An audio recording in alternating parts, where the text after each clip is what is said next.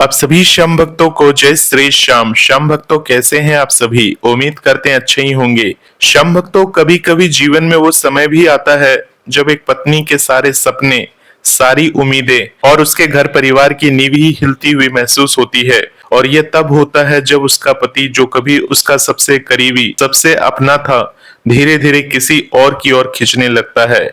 ये कोई छोटी बात नहीं होती, ये उस स्त्री की आत्मा तक को झकझोर देती है जिसने अपने हर सुख दुख, हर छोटी बड़ी बात में उसी व्यक्ति को अपना संगी माना हो। वह पुरुष जिसकी आंखों में कभी उसके लिए सम्मान था, स्नेह था, जब वही आंखें किसी और के लिए मुस्कुराने लगे तो उस स्त्री का दिल चुपचाप रोता है। और फिर शुरू होती है एक अनकही जद्दोजहद अपने रिश्ते को बचाने की, अपने अधिकार को वापस पाने की, और सबसे बढ़कर उस प्यार को फिर से पाने की जो कभी दोनों के बीच हुआ करता था। ऐसी स्थिति में एक स्त्री का दिल कहता है कि वो चीखे, चिल्लाए, पूछे क्यों, लेकिन फिर वो खुद ही चुप हो जाती है, क्योंकि उसे एहसास होता है कि शोर से प्रेम नहीं लौटते, रिश्ते नहीं संभलते। तब वो अपने भीतर उतरती है, खुद को समझाती है, संभालती है। वो सोचती है कि क्या कमी रह गई थी उसमें, लेकिन सच तो ये है कि अगर कोई इंसान बहक जाए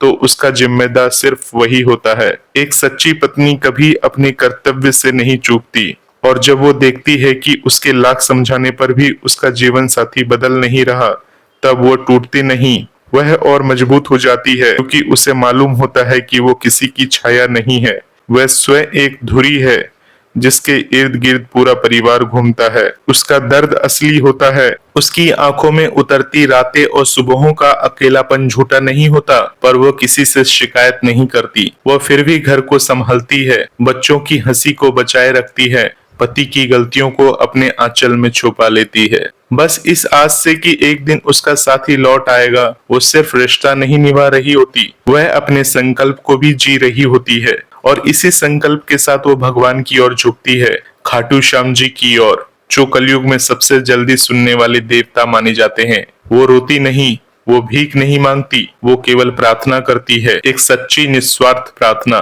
हे श्याम बाबा, मेरे जीवन का आधार डगमगा गया है, मैं टूटना नहीं चाहती, बिखरना नहीं चाहती।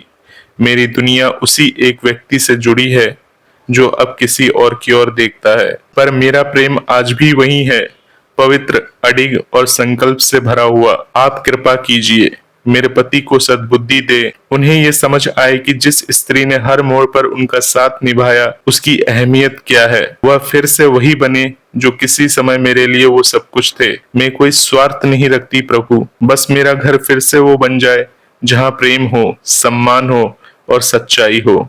श्याम बाबा सब देख रहे होते हैं, वह उस पत्नी की आह को, उसके मौन को, उसकी आंखों के कोनों में सूखे हुए आंसू को भी सुनते हैं। और अगर उस स्त्री का मन सच्चा है तो समय भले लग जाए, पर उसकी पुकार अनसुनी नहीं जाती। उस दौरान पत्नी अपने भीतर की शक्ति को जगाती है, वो खुद को छोटा नहीं समझती, क्योंकि उसे पता होता है कि एक स्त्री जब अपने आत्मसम्मान को थाम लेती है तो दुनिया की कोई ताकत उसे तोड़ नहीं सकती।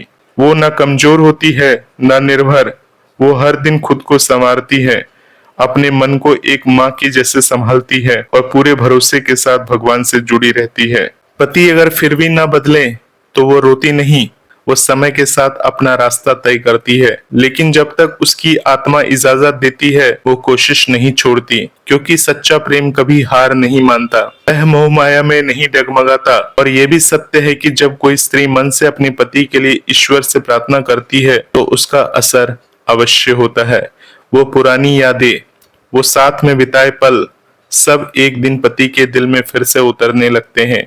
और अगर कहीं भीतर अब भी सच्चाई बाकी हो तो वो पुरुष एक दिन लौटता है, पछताता है, और फिर से उस स्त्री की आंखों में खुद को देखने लगता है। ये प्रक्रिया आसान नहीं पर संभव है, और इस पूरे रास्ते में एक पत्नी को सबसे बड़ा साथी बनाता है उसका संयम, उसका प्रेम और उसका विश्वास, न सिर्फ अपने रिश्ते पर बल्कि उस परम शक्ति पर जिसे हम बाबा श्याम कहते हैं, खाटू वाले श्याम कहते हैं। वो श्याम जिनके नाम में करुणा है, जिनके दरबार से कोई खाली नहीं जाता। अगर आपने प्रेम से उन्हें पुकारा है तो उनका साथ आपको जरूर मिलेगा। जय श्री श्याम, जय श्री राधे।